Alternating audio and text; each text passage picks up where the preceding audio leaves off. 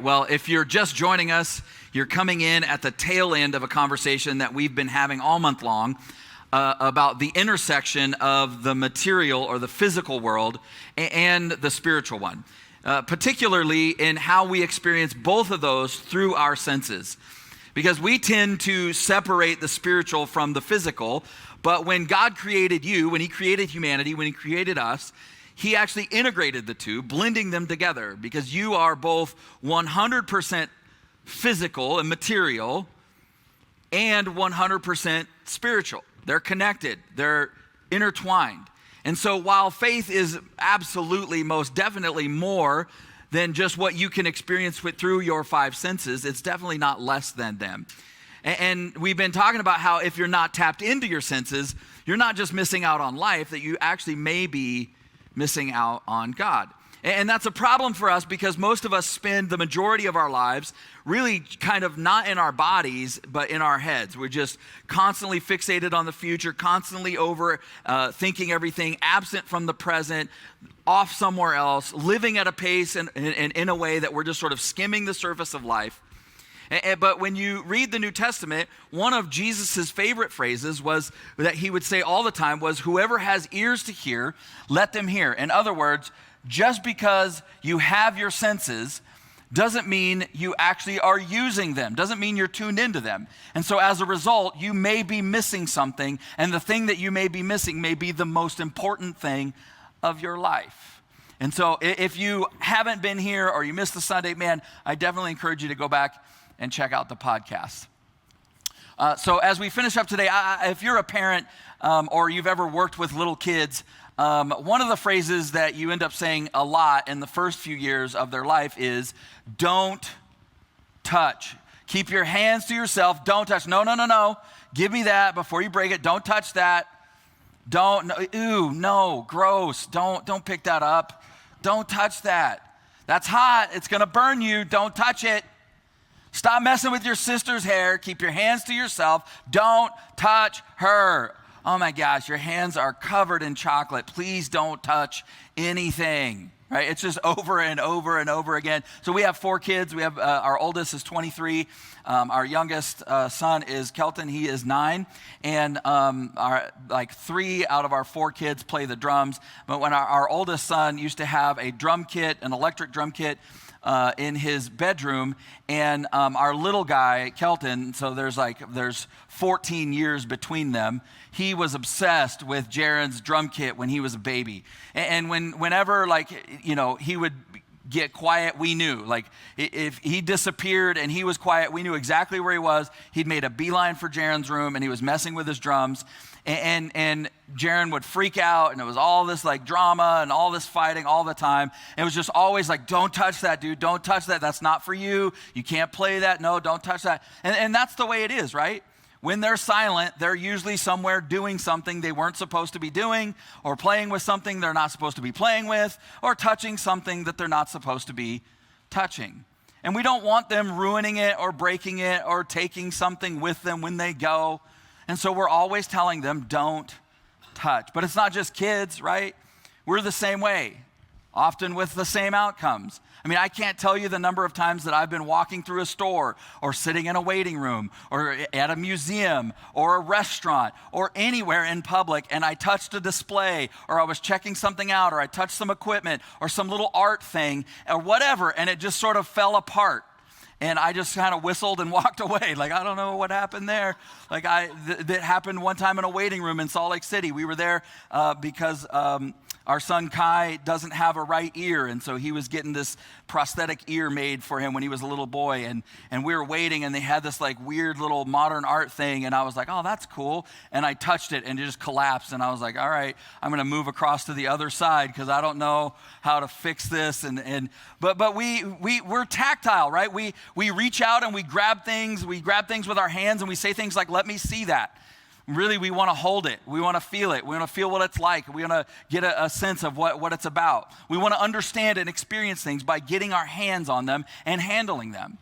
But obviously, touch and feel are also bigger than that, right? We experience it in a million different ways every single day. I mean, we've all had that piece of clothing that we really like the way that it looks, but we almost never wear it because it just doesn't feel right. It's a little too tight in all the wrong places. It's a little scratchy. It's kind of restrictive. You're just like, and you keep putting it on thinking like, this is going to be great, but no, I'm just take it off, not wearing that.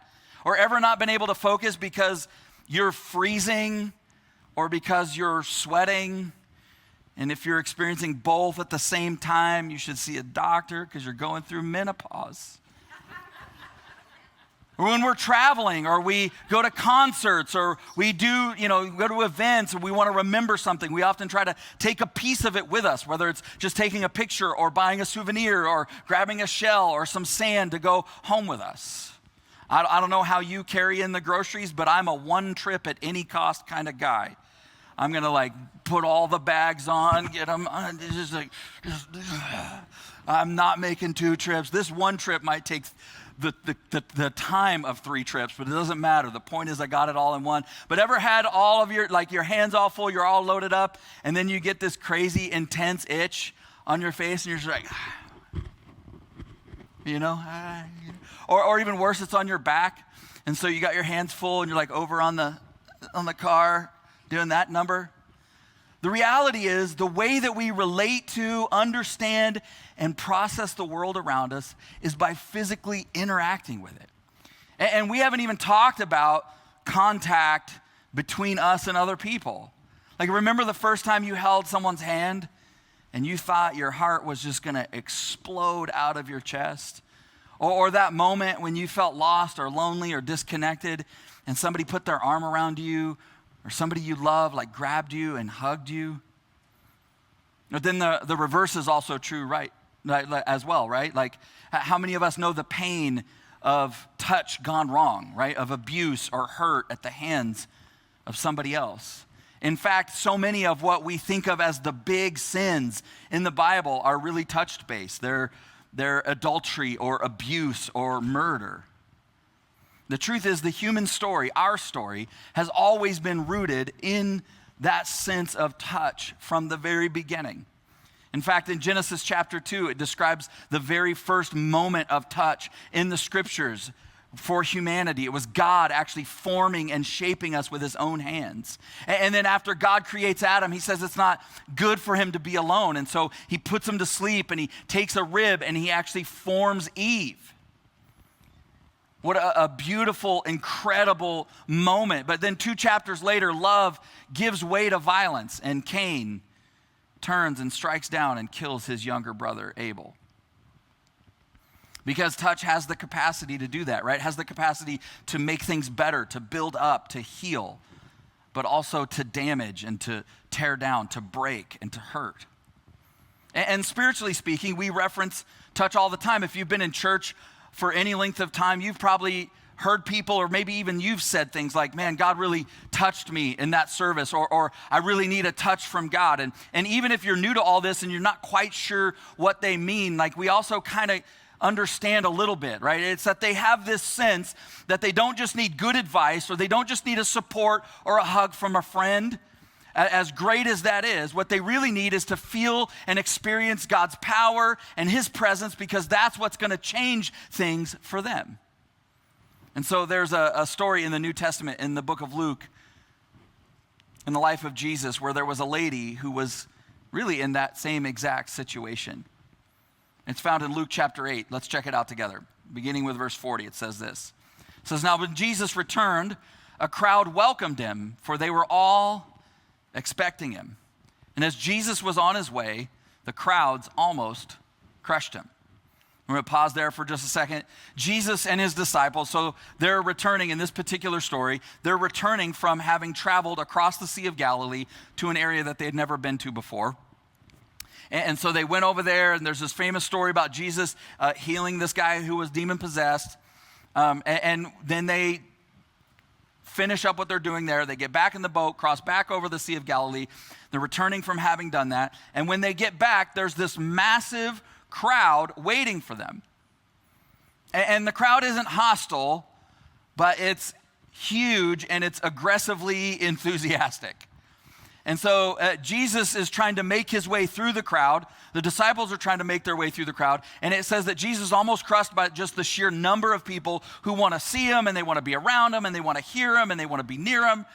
And honestly, it's not that hard to understand why they felt that way, because that's just the way that we're wired. I mean, you can stream your favorite music all day long on Spotify, but there's something about being there in person at a concert, right? There's something about you stepping into that space and seeing your favorite artist or your favorite band perform. And if you're at that concert, you obviously, of course, you want to get as close as you can because you want to experience it as fully as you can. See, the truth is, the more important somebody is, the more important something is to us, the more our impulse is to show up and to be with and to draw close. And I actually think that's exactly why God came to be with us. And in fact, in John chapter 1, verse 14, speaking of Jesus, John says this. He says, the Word became flesh, that God took on flesh and blood, and he made his dwelling among us. And we have seen his glory, the glory of the one and only Son, the glory of the Son of God, which came from the Father, and he was full of grace and truth. We sing a song here sometimes called What a Beautiful Name. And one of my favorite parts of that song says that you didn't want heaven without us. So Jesus, you brought heaven down. What an incredible thought. Because God could have just yelled from heaven, right? He could have just told us that he loved us. I mean, he's God. He could do whatever he wanted. But he didn't do that. He showed up. And not just for a visit. John says that he came and he made his home, his dwelling. He became one of us and he made his home with us. In Romans, it says that Jesus proved that God demonstrated his love for us in Christ, in Jesus. And the truth is, we know that's how it is, right? Like when you want someone to know it, you don't just say it, you gotta show it. When you want somebody to know it, you can't just say it, you gotta show it. Now, I don't know if you've noticed this or not, but pastors love rhyming things. And the only thing we love more than rhyming is alliteration. And so if we can do both in one statement, man, look out. That is, woo, we put a lot of time and effort into that. But as annoying as it is, part of the reason why we do that, part of the reason why I do that on a regular basis, is because I want things that are true to get stuck in your head. I want this stuff to get stuck in your heart. Because the truth is that you matter to God more than you can possibly imagine. That's why Jesus went to such great lengths, including giving his life for us so that he could come close to you and be near you and be with you. So back to our story, all of the people in this story, they have this sense that there's something special about Jesus and they want to see him and talk to him and maybe reach out and touch him.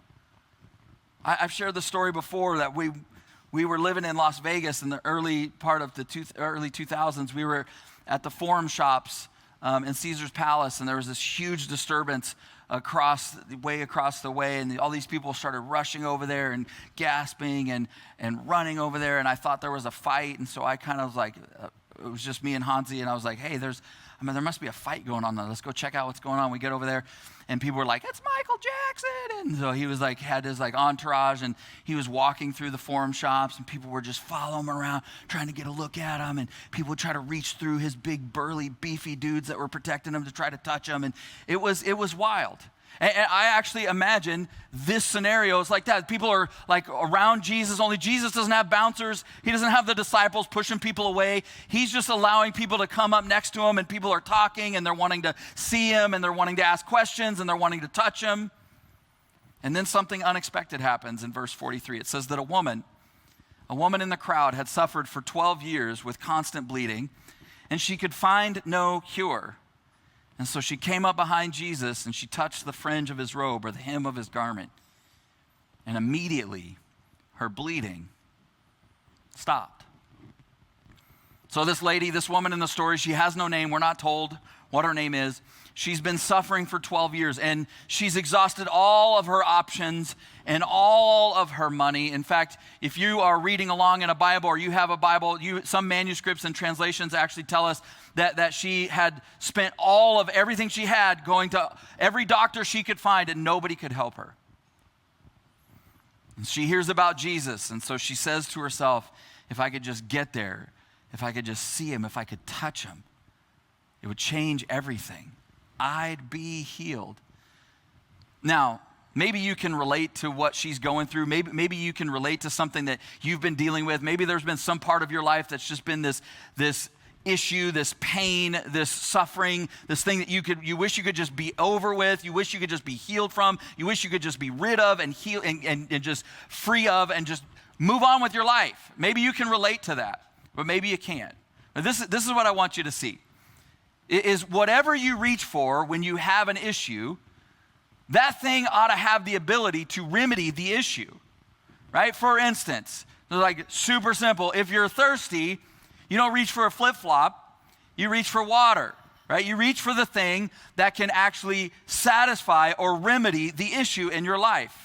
That's obvious. But what's strange is how often we have an issue and we reach for things that don't have the ability to remedy our situation, especially when it comes to things like purpose and life and brokenness and hurt and sin and forgiveness, that we will reach for things and grab onto things that have no ability to actually do anything about the issue that we're struggling with. And the woman in the story, she realized there wasn't anywhere else that she could turn to get help with her issue. And so she thinks, if I can just touch him, it'll change everything. And you know what? She was right. That might sound a little crazy to you, but what's interesting to me is that is what medical science actually tells us about the power of just even the human touch, right? That from the time that we're born, that we need skin-to-skin contact.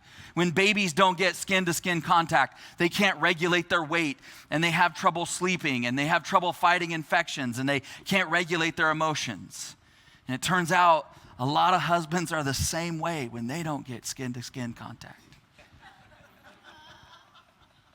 We actually have a name for it when it comes to babies, right? Failure to thrive. Without touch, we fail to thrive. But it's not just babies.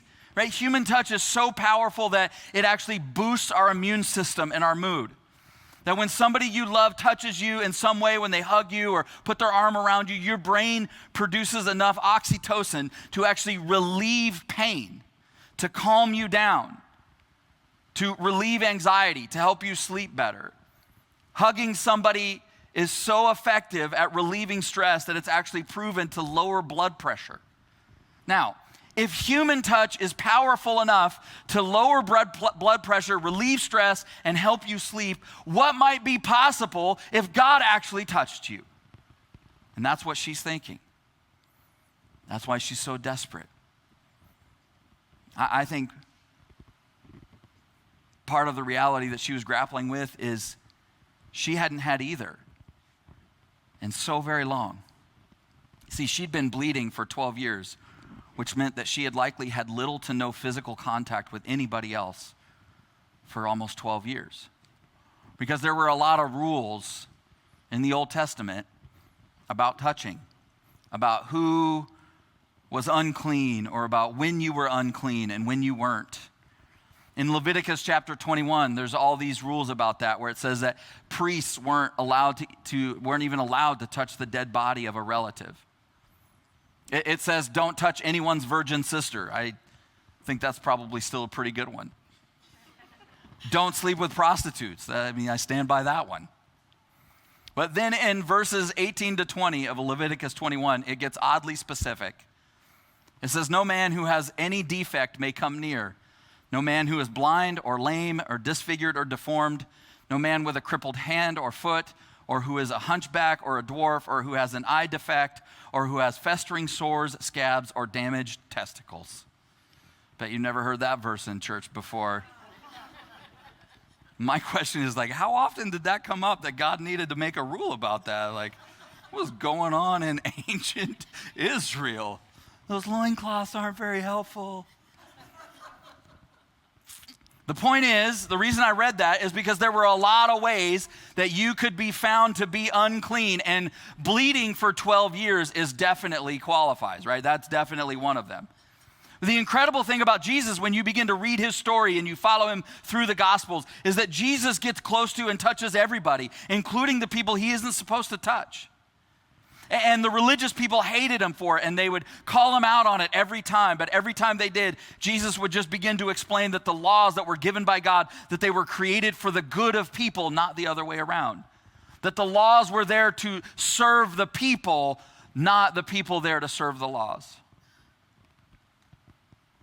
Now, what's interesting to me about our story is that Jesus doesn't touch the woman, she touches him. Verse 45. Jesus says, "Who touched me?" Everyone denied it. I'd like that they feel like they might be in trouble. Like, it wasn't me. I don't know. Who touched Jesus? Peter's very pragmatic. He says, "Master, this whole crowd is pressing against you." But Jesus said, "Someone deliberately touched me, for I felt healing power go out from me." When the woman realized that she could not stay hidden, she began to tremble and fell to her knees in front of Jesus. The whole crowd heard her explain why she had touched him and that she had been immediately healed. "Daughter," he said to her, "your faith has made you well. Go in peace." So they're walking in this crowd, and Jesus wants to know who touched him. And Peter's like, "Literally, Jesus, everybody's touching you." And Jesus is like, yeah. No, I know that. I know people are touching me, but this is different. People are touching me, but somebody touched me. Somebody just got healed. There's power that went out from me, healing power that went out from my body. Somebody touched me and just got healed. And finally, the woman comes forward. She's afraid and she's embarrassed, and she explains what happens. Isn't it interesting that even after we're healed, we still don't want people to know that we had a problem because of what they might think? But I think part of what we see in this story, and I think this is for you, right? This is for you and me, is whatever God heals in you, it isn't just for you. It's also for those around you. I love that it says that she tells the story, and everybody who's there can hear what happened. They can hear the backstory. They can hear who she is. They can hear about her desperation. They can hear about her issue of being unclean. And how she thought to herself, if I can just get there, I can touch him, and I touched you, and I don't know what else to say, but when I touched you, I was healed. Whatever God heals in you, it isn't just for you. It's also for those around you. It's so that they can see and believe. It's so that they can have hope for their situation in their life. It's so that they can not only see your courage, but they can borrow from your courage. They can take that courage for themselves and be willing to reach out and touch God, reach out for God from their life. It's so they can see what God did for you and dare to believe that God has a plan for them too. Okay, well, that sounds great, but this wasn't a plan. He was just walking in a crowd, and she's the one that kind of made it happen, right? She had a plan, but God didn't really have a plan. She's the one that touched him. And I understand why you might think that, but I want you to look again at the story with me. So we started in verse 43, which begins with this woman, who we don't know her name, but there were other people involved in the story right before. In fact, and let's look together at verses 41 and 42. So Jesus, remember what happened in verse 40. They just landed. They just came back across the Sea of Galilee. There's a huge crowd. It says, then a man named Jairus, a leader of the local synagogue, came and fell at Jesus' feet, pleading with him to come with him because his only daughter, who was 12 years old, was dying. Did you catch it? I don't want you to miss this. The daughter's 12 years old. This woman's been suffering for 12 years. 12 years and 12 years? That's not a coincidence. Think about it this way. About the time that this woman got sick, a little girl was being born to a family on the other side of town. And as she grew up, she would be stricken with a sickness, and her sickness would cause her daddy, who was a leader of the local synagogue, to ignore all the other religious leaders who were above him, all the higher ups, and go and find this crazy rabbi that everybody's talking about, and go and find Jesus and beg him to heal his daughter. And that conversation would put Jesus on a path and pause him long enough in a chaotic crowd to put him in a position where this woman could get to him and to touch the hem of his robe and be healed. And because we know, and so this is what it means, because we know obviously that pregnancy takes 9 months, it means that God not only put a plan in place to heal this woman's body and solve her problem that was 12 years in the making, he did it before she even got sick. A plan that didn't just lead to her healing, but also to the healing of that little girl. See, I don't know what your issue is, but here's my question for you. What if the solution you need is on its way, but you just can't see it yet? It's just not quite ready. God just is like, oh, you just wait for the reveal. Just wait. Don't give up. Just because you can't see it doesn't mean it's not coming, because while you're waiting, God is working. Listen to me, while you're waiting, God's not just sitting around, God's working.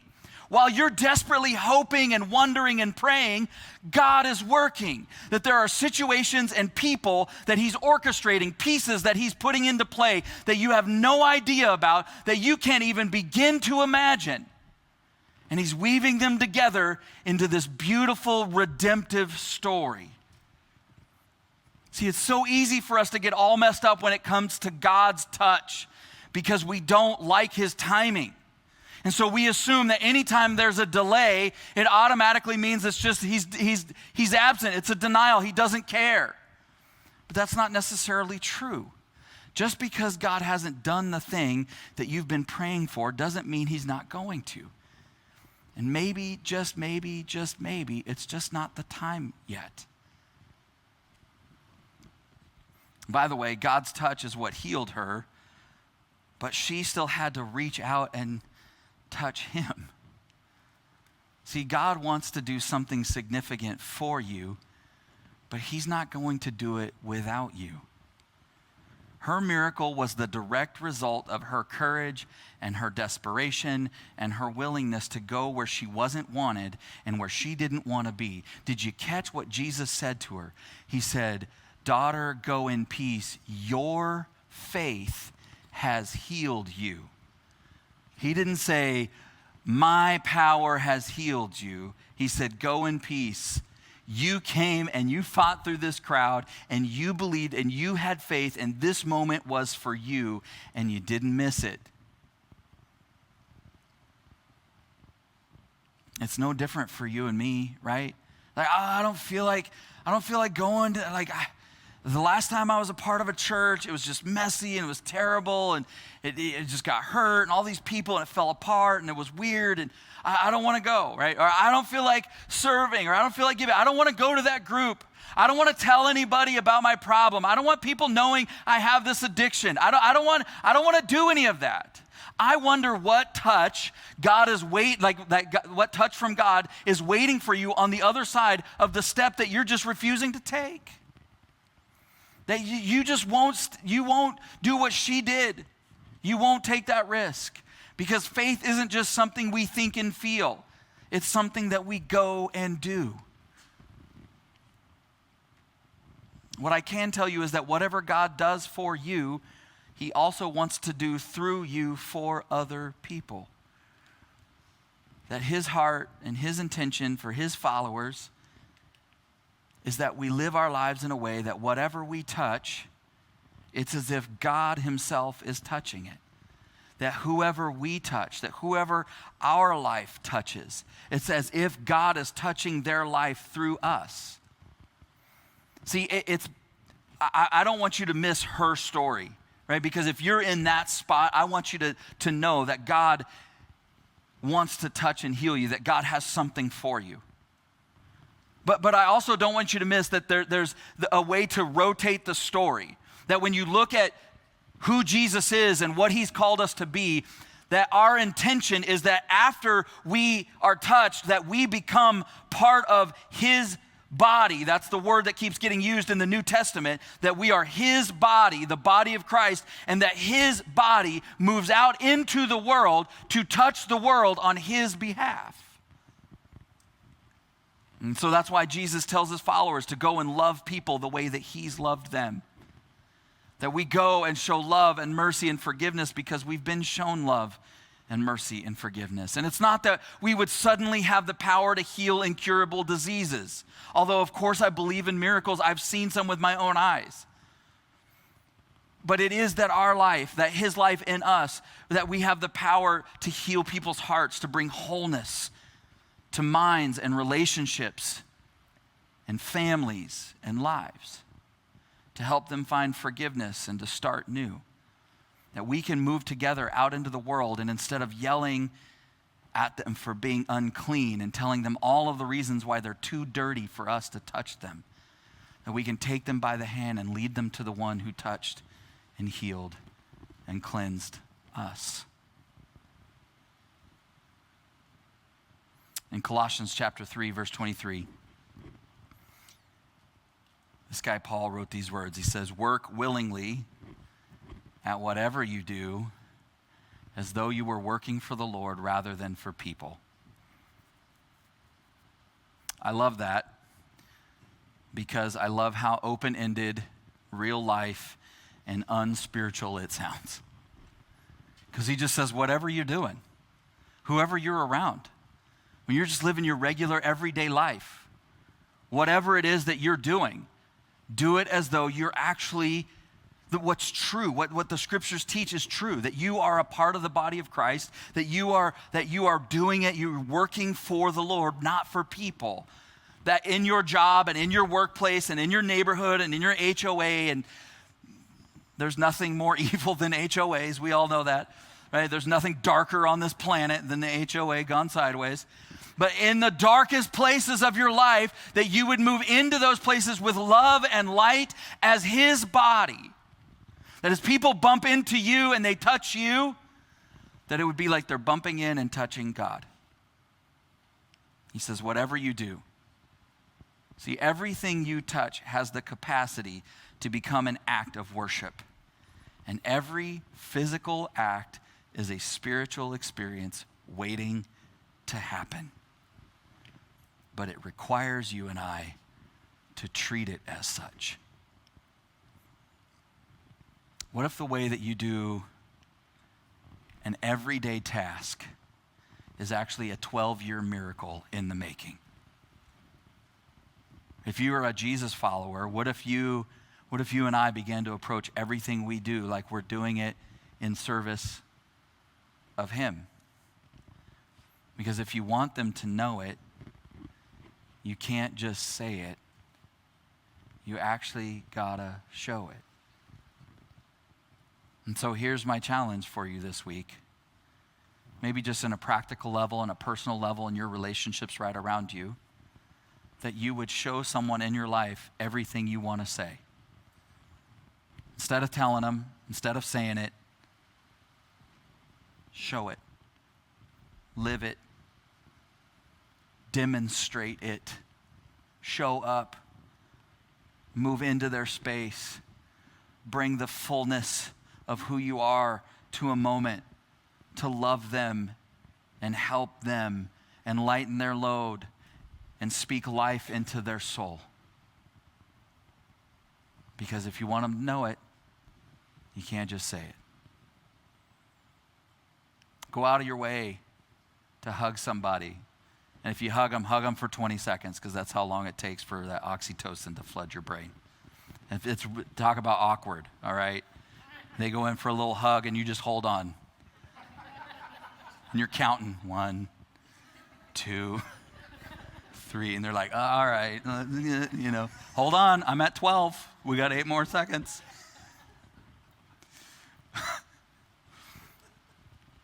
Finally, just a crazy thing. What if we as a church, if you're a Jesus follower, if you're not, this is like, you're not sure, you're off the hook, right? But if you're a Jesus follower, like what if we just picked one day this week and we decided, we purposed that we were going to approach everything we did that day like we were doing it with and for Jesus. Like it really is true that we're part of his body that's moving out into the world. That it really is true that we can bring to bear his love and his light and his life everywhere our feet touch. That it really is true that we can move into somebody's life and begin to touch their life in a way that they experience it as if God is touching them. Well, I mean, just crazy. Maybe a day's too much. What if we just did between the time you got up and lunchtime? Maybe you're not a morning person. You're like, that would be really too hard to act like Jesus before 9 a.m. Lunchtime to quitting time, right? Just pick a time, pick a space, pick a moment and go, what if I just moved into this meeting and this with these people and these conversations and this situation? I don't want to talk to that neighbor, but I'm actually pulling into my driveway. I just want to get inside and eat dinner, and that guy always talks to me about the dumbest things. All right, I'm not doing this for me. I'm doing it for you. I'm going to move over there, and I'm just going to have a conversation. That's why I read that verse, because whatever you do, right? That feels like the least spiritual. Who wants to do that? Jesus would. What if we just tried it? What an experiment. Why don't we pray? I just want to take a moment and say thank you for watching our service online. Whether you're watching it for the first time or you're watching it again because you enjoyed the service so much from the weekend, I'd like to take a moment and dive into our giving. Every week we give people the opportunity to give back and give to the local church so that God can continue to bless your lives and bless your finances. Here at South Hills, we believe that everything comes from God. We believe that He's the one that chose us and brought us into this world, gave us our gifts and talents and abilities. And I just want you to know that when we give, we are giving back what God has already given to us. If you've ever seen any of our envelopes at a South Hills campus, you'll see on there that it says, every week at South Hills, your generosity is giving people the opportunity to live a better story. And there's a scripture on there in Matthew chapter 6, verse 21 that says, where your treasure is, there your heart will be also. So I want to encourage you today to click down below and set up your giving, whether it's for the first time or whether you're doing reoccurring giving. We have 4 ways to give here at South Hills. 1, you can do it in person at any of our campuses through an envelope. Or 2, you can actually text any amount that you would like to 84321. And the 3rd way is to download our Church Center app. I encourage you to do this one because the Church Center app gives you opportunity to stay connected with our church and your campuses. It's a great tool and resource for you to know what's going on. And the 4th way to give is to give online. You can go to southhills.org/give and you can set up your giving there. Whether you're a guest of our church or whether you are a member of our church, or whether you simply just like to watch our services, I encourage you to trust God with your finances so that He can bless and anoint your finances, and you can be trusting God in this journey of living life to the fullest. I love you, and thank you for watching our online service today.